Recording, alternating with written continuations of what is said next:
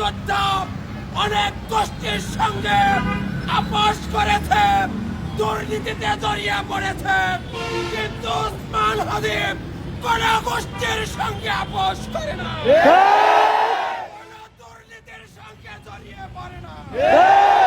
ওসমান হাদি ভারতীয় আধিপত্যবাদ মুজিববাদের বিরুদ্ধে সব সময় সোচ্চার থেকেছে।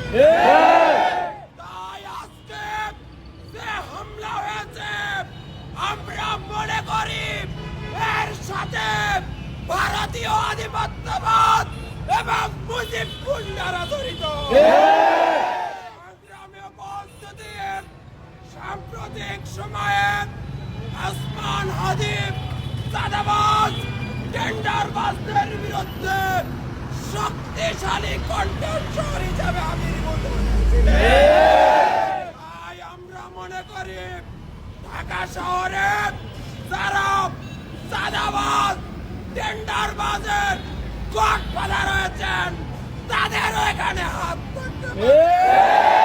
আমরা ইন্টারিমকে বলতে চাই, দ্রুত সময়ের মধ্যে তদন্ত করে খুনিদের গ্রেপ্তার করে দৃষ্টান্তমূলক শাস্তি দিতে হবে।